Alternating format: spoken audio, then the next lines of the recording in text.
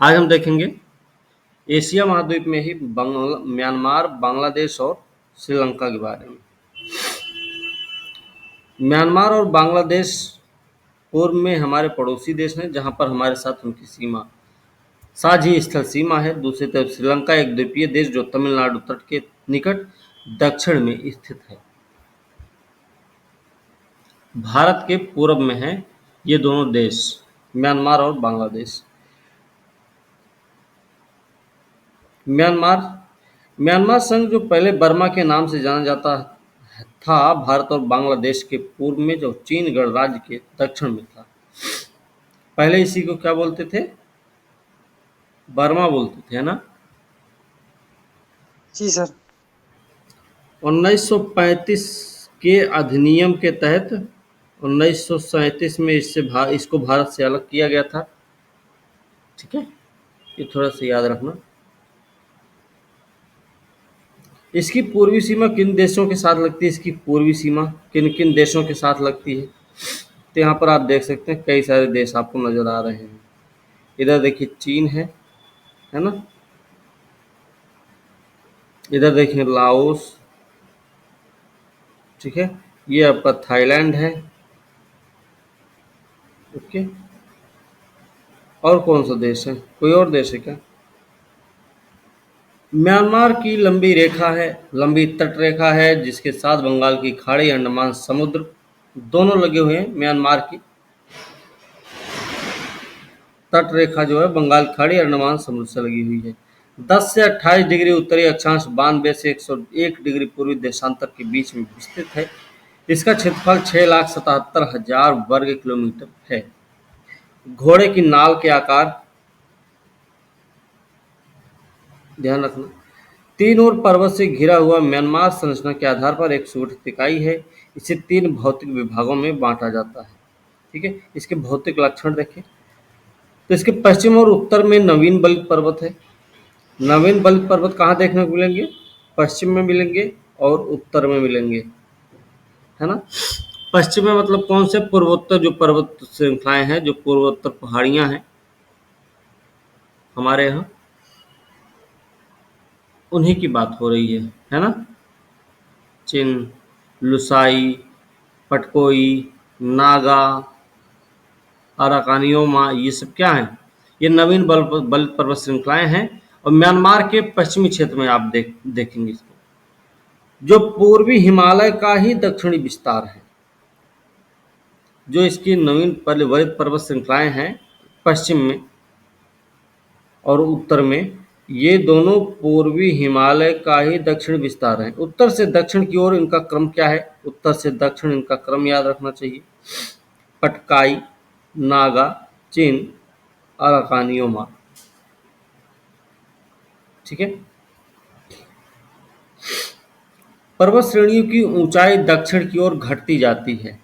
जैसे जैसे मतलब दक्षिण की ओर हम बढ़ते जाते हैं, वैसे वैसे इनकी ऊंचाई भी घटती चली जाती है।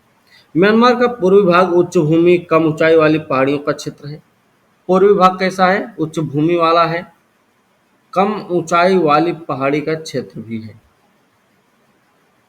पूर्व और उत्तर के पर्वत शान और काइनी पठार से होकर दक्षिण की ओर फैले हुए हैं। पूर्व और उत्तर के पर्वत क्या नाम है? शान और काइनी पठार से होकर दक्षिण की ओर फैले हुए हैं, जो पूर्व और उत्तर के पर्वत हैं। पूर्व मतलब म्यांमार के पूर्व की बात हो रही है। ठीक है, ईस्ट वेस्ट नॉर्थ साउथ इस तरफ की बात हो रही है। सबसे अधिक विस्तृत शान पठार की ऊंचाई 1000 से 1200 मीटर है।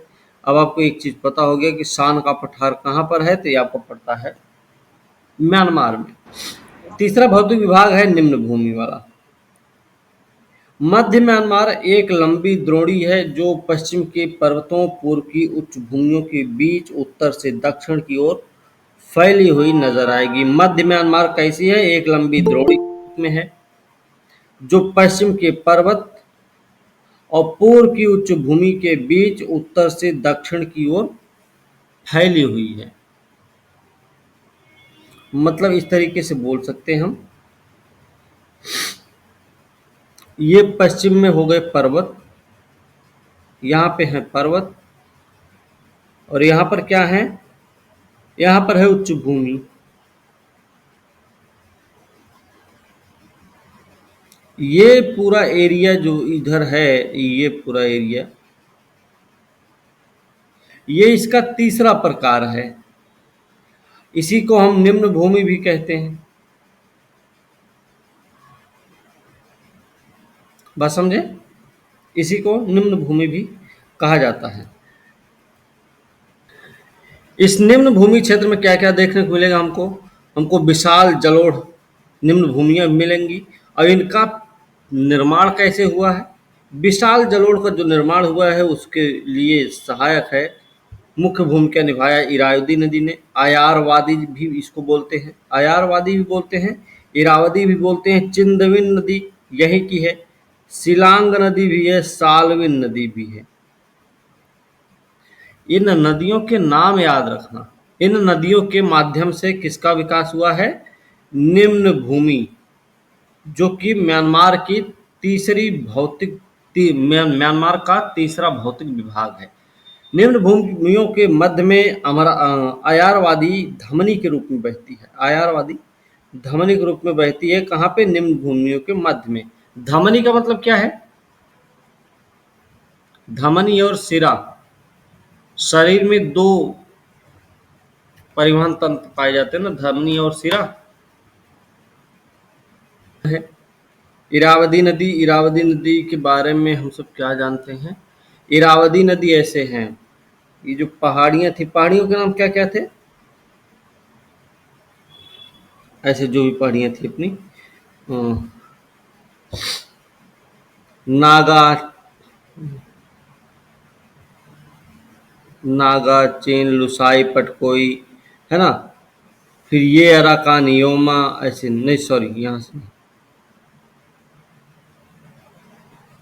अराकानियोमा। फिर ये है इरावदी नदी, ऐसे इरावदी नदी बह रही है। ठीक है, इन पर्वतों के बगल से होकर बह रही है, मतलब ये भारत के बीच में सीमा का निर्धारण भी करती है। ठीक है, ये भी ध्यान रखना है। इस तरीके से मतलब बह रही है भाई। चलिए, जलवायु और प्राकृतिक वनस्पति की बात करें। उत्तर के उच्च पर्वतीय क्षेत्र को छोड़ दिया जाए तो म्यांमार की जलवायु उष्णकटिबंधीय मानसूनी प्रकार की है।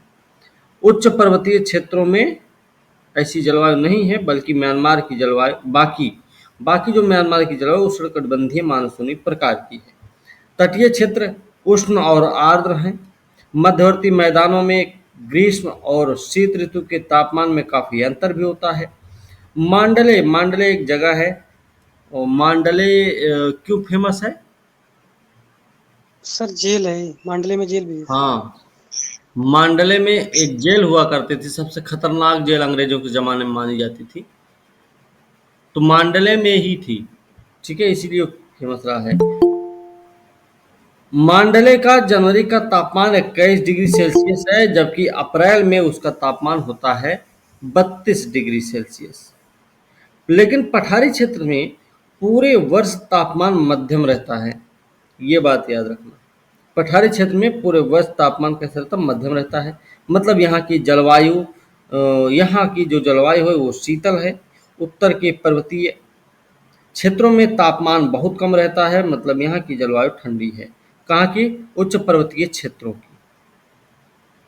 उच्च पर्वतीय क्षेत्रों में ठंडा मौसम मिलेगा, शीतल तापमान रहेगा भाई वहाँ का, वहाँ पे ज़्यादा तापमान वापमान नहीं रहेगा। लेकिन आप जब जाते हैं पठारी क्षेत्र में तो यहाँ पे तापमान जो होता है एक जैसा नज़र आता है, मध्यम टाइप का नज़र आएगा। और अगर आप मध्यवर्ती मैदान में देखेंगे तो गर्मी और ठंडी के तापमान में बहुत लंबा चौड़ा अंतर देखने को मिलेगा। जैसे इन्होंने मांडले के बारे में बताया, जनवरी में 21 डिग्री तापमान है, अप्रैल में 32, मतलब 12 डिग्री टेम्परेचर का अंतर आ जाता है। बात समझे? बाकी लगभग लगभग मिला जुला के देखा जाए तो म्यांमार में उष्ण कटिबंधीय मानसूनी प्रकार की जलवायु पाई जाती है।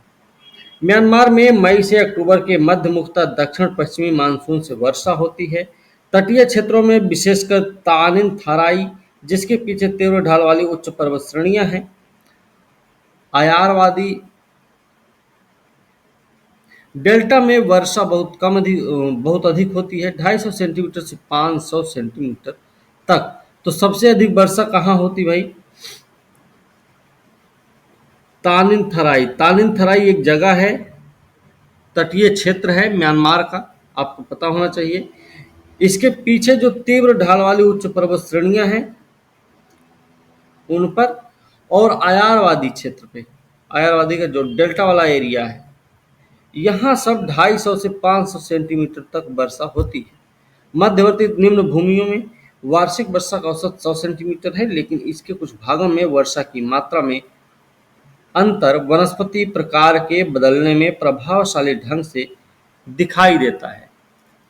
ठीक है, हमने पहले भी पढ़ रखा है कि जो वनस्पतियां हैं, वनस्पतियों का पाया जाना निर्भर करता है कि उस क्षेत्र में कौन सी जलवायु पाई जाती है, कितनी वर्षा होती है, कैसा मौसम होगा, कितना टेम्परेचर होगा, कितनी ऊंचाई होगी, कैसी मिट्टी होगी। ये सारी चीज़ें डिपेंड करेंगी, उसी के आधार पे निर्धारित किया जाता है कि वनस्पतियों के प्रकार, मतलब उसी के आधार पे निर्धारित होता है कि वनस्पतियां कौन कौन सी पाई जाने वाली हैं। बात समझे? तो ध्यान रखना।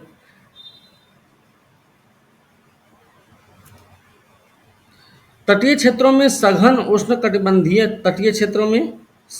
उष्णकटिबंधीय मानसूनी वन, मध्यवर्ती भाग में विरल वन, अन्य स्थानों पर केवल झाड़ियां पाई जाती हैं। जहां पर 100 सेंटीमीटर वर्षा होती है, वहां पर भी आप देखेंगे 100 से 500 सेंटीमीटर जो वर्षा हो रही है म्यांमार में, उसके आधार पर यहाँ पर वनस्पतियों के वितरण में भी अंतर नजर आता है। प्राकृतिक संसाधन और आर्थिक क्रियाओं की बात करें तो वन म्यांमार के प्रमुख प्राकृतिक संसाधनों में से एक है। डेल्टाई क्षेत्रों में सुंदरी वृक्ष मिलते हैं। सुंदरी वृक्ष देखो सिर्फ अपने भारत में नहीं मिलते, बल्कि यहाँ के डेल्टाई क्षेत्र में भी मिलते हैं। उष्ण और आर्द्र तटीय प्रदेशों में रबड़ के वृक्ष उगाए जाते हैं। यहाँ पाए जाने वाले वृक्षों की प्रजातियों में सागौन जो है सबसे अधिक महत्वपूर्ण है, ये ध्यान रखना है। सबसे अच्छी गुणवत्ता वाली लकड़ी भी इसी की होती है। ठीक है, ओके। पूरे संसार में इसकी मांग, देश के कुल निर्यात में इसका 17% योगदान। यहाँ पर लकड़ी काटना एक महत्वपूर्ण आर्थिक क्रिया है। म्यांमार खनिज संसाधन से भी धनी है। पूर्वी पठारों में धात्विक खनिज जैसे यहाँ पे सीसा, चांदी, ये सब पाए जाते हैं। यहाँ पे कीमती पत्थर भी पाए जाते हैं, नीलम, माणिक, कीमती पत्थर यहाँ पे मिलते ही हैं। नीलम, माणिक, पन्ना शान पठार में मिलते हैं। तानिन थराई की बात करें तो यहाँ पर तो आपको टिन और टंगस्टन की खानें देखने को मिलेंगी। मर्तबान की खाड़ी क्या है? तो मर्तबान की खाड़ी में मोती मिलते हैं। मर्तबान की खाड़ी म्यांमार में ही है। खनिज तेल इरावदी घाटी के मध्यवर्ती भाग में पाया जाता है। चिंदमिन और मईताहा संगम के निकट कलेवा में कोयले के भंडार पाए जाते हैं। देश के अनेक क्षेत्रों में खनन एक महत्वपूर्ण आर्थिक क्रिया है। म्यांमार की अर्थव्यवस्था सबसे बड़ा खंड है कृषि, जिसके अंतर्गत पशुपालन और मत्स्य ग्रहण भी शामिल है। तो दोनों चीजें होती भाई कृषि में, पशुपालन और मत्स्य पालन। सकल घरेलू उत्पाद में इतना योगदान है और कुल रोजगार का लगभग 68% इसमें लगा हुआ है। यहाँ चावल प्रमुख फसल है। कृषि के अंतर्गत कुल भूमि के लगभग 5% भाग पर चावल की खेती होती है। मक्का, दाल, मूंगफली, तिल, गन्ना, पटसन, ये सारी खेती की जाती है। तंबाकू और कपास की भी। इनके अलावा फल और चाय को भी क्रमशः तटीय क्षेत्रों, शान पठार पर उगाया जाता है। तटीय क्षेत्र और शान पठार पर क्या क्या उगाया जाता है भाई? फल और चाय। हाल के वर्षों में पशुपालन, मत्स्य ग्रहण का भी तेजी से विकास हुआ है। ऊर्जा और अन्य मूलभूत ढांचे जैसे सड़क, रेल परिवहन की कमी, यहाँ पर औद्योगिक विकास कम हुआ है। ये हर जगह की हालत है कि जहाँ पर परिवहन, मूलभूत ढांचा, सड़क, रेल परिवहन की कमी रहेगी, जहाँ पे ऊर्जा की कमी रहेगी, वहाँ पर औद्योगिक विकास उतना अच्छा खासा नहीं रहेगा, ठीक है, नॉर्मल होगा या फिर हो सकता है कि उसका विकास ही कम हो। माल भाड़े और यात्रियों को ले जाने के लिए सड़कें सबसे अधिक महत्वपूर्ण परिवहन के साधन हैं। 1988 में सड़कों की कुल लंबाई हुआ करती थी 2400 किलोमीटर, जिसमें से पक्की सड़कों की लंबाई लगभग आधी थी। 92-93 में रेल मार्ग का जाल बिछा था 4740 किलोमीटर। इनमें से अधिकतर मार्ग अकेली लाइन वाला था। धनाभाव के कारण वायु परिवहन का विकास विशेषकर प्रभावित हुआ है। लेकिन ये पुराने आंकड़े हैं, ठीक है, बार बार आपको बोल रहे सर हैं। ये आखिरी ना वो सब। देश के उत्तरी भाग को दक्षिण भाग से मिलाने के लिए नदियां अभी भी अंतःस्थलीय जलमार्ग की महत्वपूर्ण कड़ी हैं। देश के उत्तरी भाग को दक्षिण भाग से मिलाने के लिए जो नदियां हैं वो आज भी अंतःस्थलीय जलमार्ग का महत्वपूर्ण कड़ी हैं। सभी सड़कें रेल मार्ग उत्तर दक्षिण दिशा में बने हुए हैं। क्या तुम बता सकते हो ऐसा क्यों है? उत्तर दक्षिण दिशा में बने हुए हैं, क्यों बने हुए हैं भाई? याद करिए, हमने यहाँ पे कुछ बताया था। उच्च भूमि इधर है, पर्वत क्षेत्र इधर है, बीच में है मध्य का मैदान, है ना। तो मध्य में मैदान होने के कारण ये संभव हुआ है कि इसी में, क्योंकि ये मध्य का मैदान उत्तर से दक्षिण में फैला हुआ है, इसीलिए सड़कों का निर्माण भी कैसे हुआ है? उत्तर से दक्षिण की दिशा में, है ना। ध्यान रखना भाई। कुल निर्यात में, ये छोड़िए, ठीक है, इसमें और कुछ नहीं ऐसा है। जनसंख्या की बात करें तो 4,10,91,000 में रही है औसत जनसंख्या घनत्व इसका 61, ठीक है। ये याद रखना, डेल्टाई क्षेत्र में सबसे अधिक जनसंख्या घनत्व है। म्यांमार के अधिकतर लोग कौन है? बौद्ध धर्म के हैं।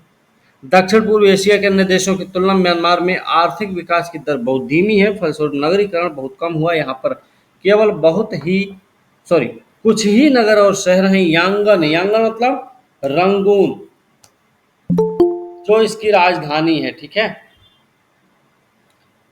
यांगन इसकी राजधानी रंगून है, आपको ध्यान रखना है। मौलमीन, मौलमीन भी यहाँ का एक शहर है, आपको पता होना चाहिए। तावोय भी यहाँ का एक शहर है। मांडले तो है ही है। अकियाब, ये क्या है? ये सब महत्वपूर्ण नगर हैं भाई इसके, किसके? म्यांमार के। यांगन म्यांमार की राजधानी है, डेल्टाई क्षेत्र में स्थित है। इन शहरों के बारे में भी देख लेंगे। एक प्रमुख समुद्री पत्तन भी है, अकियाब, मौलमीन और तावोय। अन्य समुद्री पत्तन है, ठीक है। अकियाब, ये सब क्या है? समुद्री पत्तन भी हैं, नगर भी हैं, समुद्री पत्तन भी है। मांडले देश के आंतरिक भाग में इरावदी नदी के किनारे है। मांडले इरावदी नदी के किनारे है। म्यांमार की प्राचीन राजधानी होने के कारण मांडले एक ऐतिहासिक स्थान है। इसकी प्राचीन राजधानी हुआ करती थी मांडले, ठीक है। यहाँ पर बहुत से प्राचीन भवनों के भग्नावशेष भी प्राप्त होते हैं। मैप में ना उतना साफ तो दिखता नहीं है।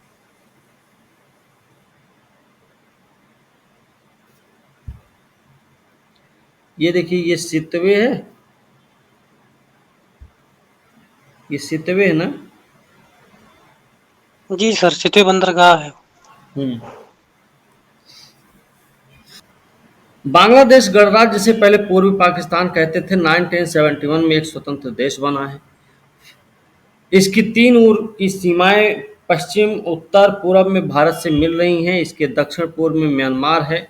दक्षिण पूर्व में इसकी म्यांमार है भाई, याद रखना है। इसके दक्षिण में है बंगाल की खाड़ी, है ना। बांग्लादेश 20 डिग्री 30 इंच से और 26.45 डिग्री उत्तरी अक्षांश और 88 से 92 पूर्वी देशांतर के बीच में है। इसका क्षेत्रफल इतना है। तो लगभग पूरा बांग्लादेश गंगा ब्रह्मपुत्र डेल्टा में ही स्थित है। परिणाम स्वरूप देश का अधिकतर भाग नीचा समतल जलोढ़ है। देश का मतलब बांग्लादेश का ज़्यादातर भाग नीचा समतल जलोढ़ मैदान है, क्योंकि ज़्यादातर हिस्सा इसका बांग्लादेश ज़्यादातर हिस्सा गंगा ब्रह्मपुत्र डेल्टा में स्थित है। ये हम बोल सकते हैं, ठीक है। इसका निर्माण नदियों द्वारा लाए गए अवसाद से हुआ। यहाँ की भूमि बहुत उपजाऊ है। जलोढ़ जमा होने के कारण नदियाँ अक्सर अपना मार्ग बदल देती हैं। नदी घाटियों के उथले होने के कारण वर्षा ऋतु में यहाँ पर बाढ़ आना बहुत सामान्य बात है।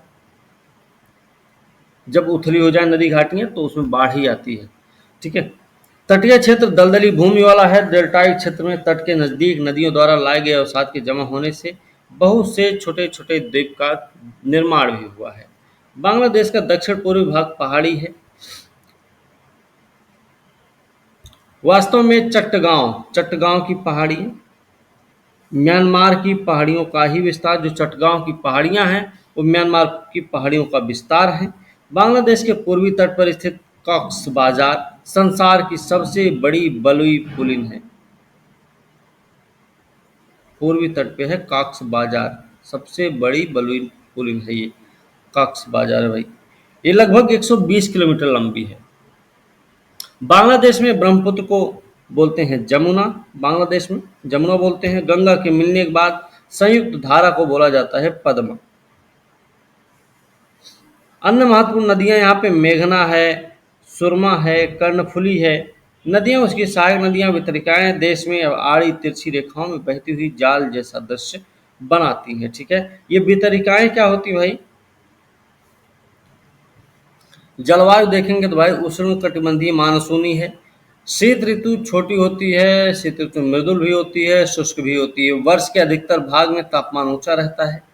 वार्षिक वर्षा अधिक है, 250 से 500 सेंटीमीटर के बीच। वर्षा दक्षिण पश्चिम मानसूनी हवा से होती है, ये भी याद रखने की ज़रूरत है। जून से अक्टूबर के बीच में बंगाल की खाड़ी से आती है, ये भी बात याद रखना है। इनसे भारी वर्षा तटीय क्षेत्रों में 250 सेंटीमीटर, जबकि पूर्वी पहाड़ी क्षेत्रों में 500 सेंटीमीटर वार्षिक वर्षा होती है। मतलब तटीय क्षेत्र में कम वर्षा है और पूर्वी पहाड़ी क्षेत्र में कितनी? 500 सेंटीमीटर है।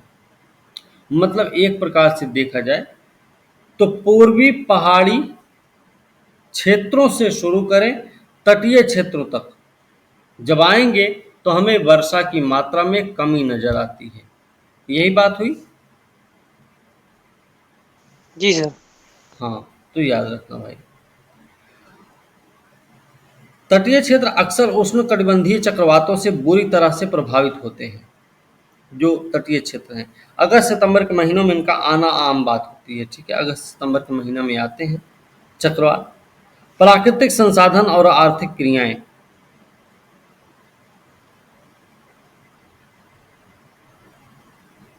ठीक है।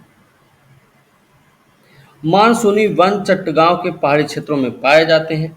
मानसूनी वन चट्टगांव के पहाड़ी क्षेत्र में पाए जाते हैं। यहाँ सागौन साल के वृक्ष पाए जाते हैं। डेल्टाई तट पर मैंग्रोव वन मिलते हैं जिनमें सुंदरी वृक्ष होता है। इस वृक्ष की लकड़ी का प्रयोग नौकाएं बनाने के लिए, सुंदरी वृक्ष का जो प्रयोग होता है वो किसमें होता है? नौका बनाने के लिए किया जाता है, ठीक है। बांग्लादेश में केवल कुछ ही खनिज हैं। लिग्नाइट, चूना पत्थर, चीका मिट्टी, सीसा वाली बालू यहाँ सब पाए जाने वाले महत्वपूर्ण खनिज हैं। कोमिल्ला और सिलहट में प्राकृतिक गैस मिलती भाई। बांग्लादेश में अधिकतर उपजाऊ जलोढ़ मृदा मिलती है जो इसका सबसे अधिक महत्वपूर्ण संसाधन है। मतलब भूमि के अधिकतर भाग पर खेती होती है। पर्याप्त जल पूर्ति, वर्ष भर वर्धन काल रहने के कारण किसान एक ही खेत से एक से अधिक फसल उगा लेते हैं, ठीक है। सबसे अधिक महत्वपूर्ण संसाधन, अतः भूमि के अधिकतर भाग पर खेती होती, पर्याप्त जल पूर्ति, वर्ष भर वर्धन काल रहने का किसान एक ही खेत से एक से अधिक फसल उगा लेते हैं। यहाँ पर उगाए जाने वाली प्रमुख फसल कौन कौन सी? तो चावल और पटसन प्रमुख फसल है यहाँ की। कौन सी भाई? चावल और पटसन। गेहूं, गन्ना, तंबाकू, दाल, तिलहन, चाय, आलू, ये सब अन्य महत्वपूर्ण फसलों में आती हैं। चावल की ऐसी किस्म बोते हैं जो गहरे पानी में भी उग सके, ऐसा भी है। ग्रामीण लोगों ने अर्धजलीय जीवन शैली का विकास कर लिया है। इस जीवन की शैली के अंतर्गत ग्रामीण बाढ़ के जल से बचने के लिए 4 मीटर या उससे भी ऊंचा मिट्टी का चबूतरा बनाकर मकान का निर्माण करते हैं। अर्धजलीय जीवन का क्या मतलब है? अर्धजलीय जीवन शैली का क्या मतलब हुआ? जो बांग्लादेश के ग्रामीणों ने अपने अंदर में वो पाल रखा है या विकास कर रखा है, इसका मतलब होता है कि ग्रामीण लोग बाढ़ के जल से बचने के लिए 4 मीटर या उससे भी ऊंचा मिट्टी का चबूतरा बनाकर मकान का निर्माण करते हैं। यहाँ की सबसे अधिक महत्वपूर्ण आर्थिक क्रिया है कृषि। कुल सकल घरेलू उत्पाद में इसका 1/3 का योगदान, आधे से अधिक जनसंख्या अपने जीवन यापन के लिए इस पर निर्भर है। यहाँ पर खेत का औसत आकार छोटा है, ये आपको ध्यान रखना चाहिए। बांग्लादेश में बहुत कम निर्माण उद्योग, इनमें से कुछ बड़े पैमाने के हैं व छोटे पैमाने के, और कुटीर उद्योगों की संख्या अधिक है। बहुत बड़ी संख्या में लोग पटसन से, रेशे और बांस से हस्तशिल्प की वस्तुएं और अन्य उत्पाद बनाने में लगे हैं। यहाँ के प्रमुख उद्योग हैं पटसन, सूती वस्त्र, चाय, कागज, सीमेंट, रासायनिक खाद, हल्के इंजीनियरिंग उपकरण। ये यहाँ के प्रमुख उद्योग हैं। बांग्लादेश में बहुत थोड़ी सड़कें हैं, रेल मार्ग हैं। इसका मुख्य कारण बहुत सी नदियां, जलधाराओं, निम्न भूमि के क्षेत्रों का होना है, जिनमें वर्षा के समय बाढ़ आती है।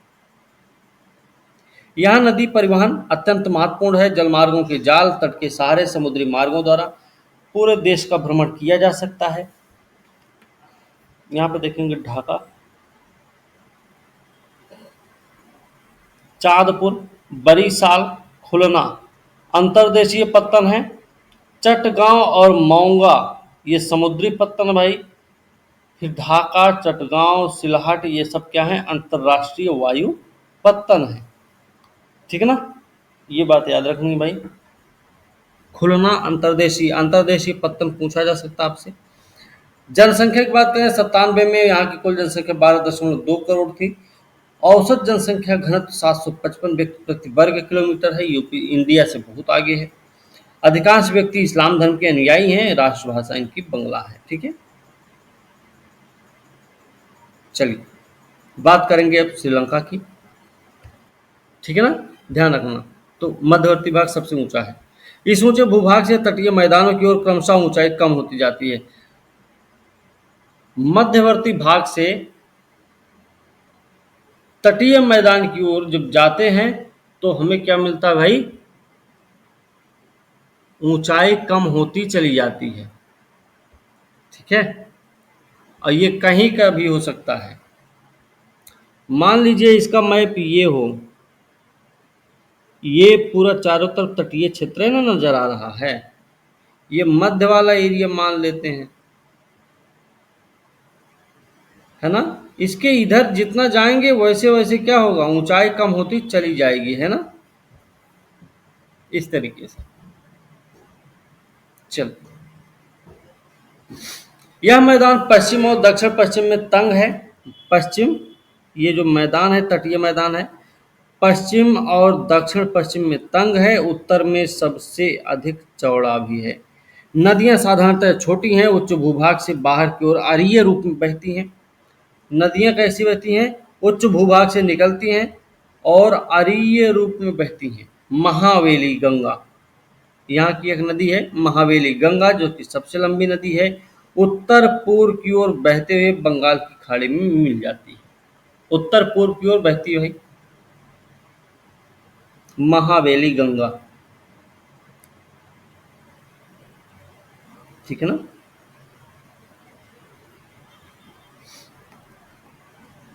जलवायु और प्राकृतिक वनस्पति की बात करें, श्रीलंका की जलवायु उष्ण और आर्द्र है। यहाँ की जलवायु कैसी है, उष्ण और आर्द्र दोनों है।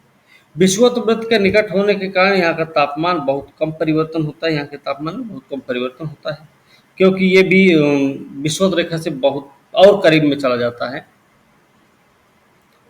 कोलंबो में जनवरी का तापमान 25 डिग्री सेल्सियस, मई में ये बनता है 28 डिग्री।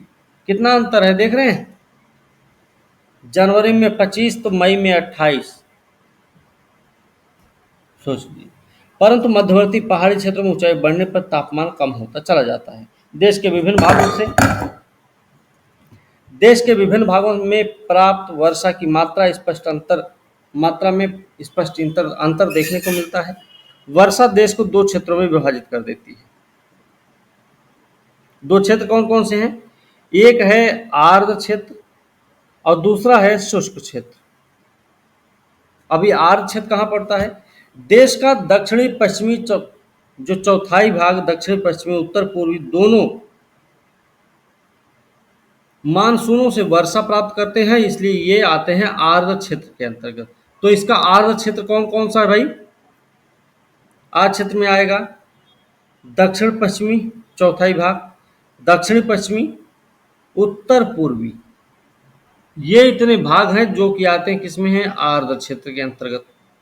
उत्तरी और पूर्वी भाग में जो वर्षा है वो केवल उत्तरी पूर्वी मानसून से होती है, जो पर्याप्त नहीं होती है, मतलब ये क्षेत्र आपका शुष्क माना जाता है।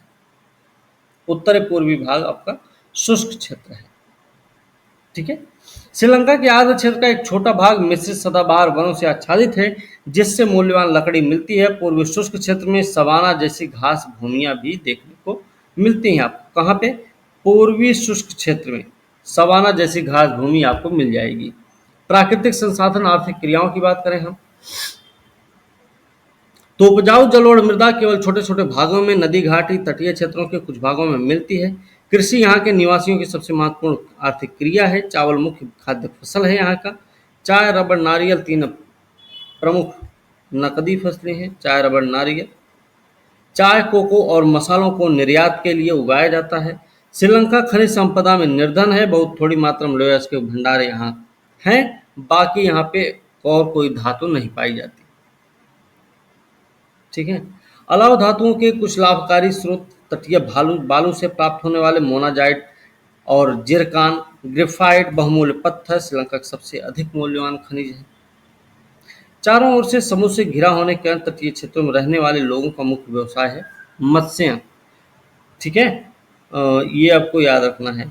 जो तटीय क्षेत्र में रहने वाले, श्रीलंका के तटीय क्षेत्र में रहने वाले लोग हैं, उनका मुख्य व्यवसाय है मत्स्यन, क्योंकि चारों ओर से समुद्र से घिरा हुआ क्षेत्र है, ठीक है। तो कथन हो गया आपका ये, तटीय क्षेत्रों में, श्रीलंका के तटीय क्षेत्रों में रहने वाले लोगों का मुख्य व्यवसाय मत्स्यन है। कारण हो जाएगा यह चारों ओर से समुद्र से घिरा हुआ है, ठीक है। श्रीलंका का अधिकतर उद्योग कृषि और वन उत्पादों पर आधारित है, जैसे खाद्य संसाधन, पेय बनाना, नारियल का तेल निकालना, जटा उत्पादन। श्रीलंका के अधिकतर उद्योग कृषि वन उत्पादों पर आधारित, जैसे खाद्य संसाधन, पेय बनाना, नारियल तेल निकालना, जटा उत्पादन, ठीक है। इनके अतिरिक्त चमड़ा, प्लास्टिक, रासायनिक उद्योगों का भी यहाँ विकास हुआ। परिवहन का सबसे महत्वपूर्ण साधन है सड़क, और सड़कों का जाल जो है सभी नगरों को, जिनमें से अधिकतर तट पर स्थित हैं, आपस में जोड़ता है। एक द्वीप होने के कारण श्रीलंका की तटरेखा बड़ी लंबी है। तो श्रीलंका की तटरेखा के बारे में भी याद रखना भाई, इसकी तटरेखा लंबी है। एक द्वीप होने का श्रीलंका की तटरेखा लंबी है, अतः समुद्री परिवहन अत्यंत महत्वपूर्ण है। लोगों को लाने और ले जाने का काम नाव के द्वारा किया जाता है। पूर्वी तट पर ट्रिंकोमाली कहाँ है? ये पूर्वी तट पर, ये कभी नहीं बदलने वाला, करंट हो चाहे कुछ भी हो। पश्चिमी तट पर क्या है? कोलंबो। प्रमुख समुद्री पत्तन है। धीरे धीरे वायु परिवहन भी महत्वपूर्ण होता जा रहा है। कोलंबो एक अंतर्राष्ट्रीय वायु पत्तन है, श्रीलंका का सबसे बड़ा नगर है। राजधानी अब कोलंबो नहीं रही, अब राजधानी श्रीलंका की राजधानी क्या है वर्तमान में? क्या चीज? श्री जयवर्धनपुरम। हाँ, श्री जयवर्धनपुरम, ठीक है। श्रीलंका का सबसे बड़ा नगर कोलंबो है। कैंडी, जाफना, अनुराधापुर एक अन्य प्रमुख नगर है। कैंडी यहीं का एक नगर है, जाफना भी है, अनुराधापुर भी है। कैंडी क्या है? आधुनिक नगर है, बौद्ध मंदिरों के लिए प्रसिद्ध। कैंडी क्यों प्रसिद्ध है? एक तो भैया आधुनिक नगर है, दूसरा बौद्ध मंदिर के लिए प्रसिद्ध है। श्रीलंका में रेडियो बहुत से संबंधित है। ध्यान रखना, ये श्रीलंका में व्यापार की वस्तुओं के संगठन में धीरे धीरे परिवर्तन आया है। चाय, रबड़, नारियल की फसलें हालांकि निर्यात उन्मुखी हैं, परंतु अब इनकी पहले की तरह निर्यात में प्रधानता नहीं रही। 94 के दौरान अब ये चीज़ नहीं देखना इसमें भाई। श्रीलंका संसार में बहुमूल्य पत्थरों के प्रमुख निर्यातकों में से एक है, वो भी करंट का टॉपिक है, ठीक है। ये सब भी करंट के ही मामले हैं। श्रीलंका का जो समाज है ना, बहुभाषी है, ये याद रखना। बहुसंख्यक समूह सिंहली बोलता है। सबसे ज़्यादा लोग जो हैं वो सिंहली बोलने वाले हैं, जो बौद्ध हैं, और सिंहली भाषा भी बोलते हैं। अन्य जो बहुसंख्यक समूह हैं, भारत से आए हुए तमिल हैं भाषी लोग का है, जो श्रीलंका के उत्तर और पूर्वी भाग में बस गए। ये हिंदू हैं, तमिल भाषा बोलते हैं, ये दूसरे नंबर वाले। इनके अलावा मुस्लिम भी हैं, ईसाई भी हैं। देश में बोले जाने वाली प्रमुख भाषा कौन कौन सी है? तो सिंहली है, तमिल और अंग्रेजी है। ये 3 भाषाएं मुख्य हैं जो यहाँ पे बोली जाती हैं। ठीक है, तो ये हो गया, ये वाला चैप्टर पूरा समाप्त हो गया। ठीक है भाई, इसमें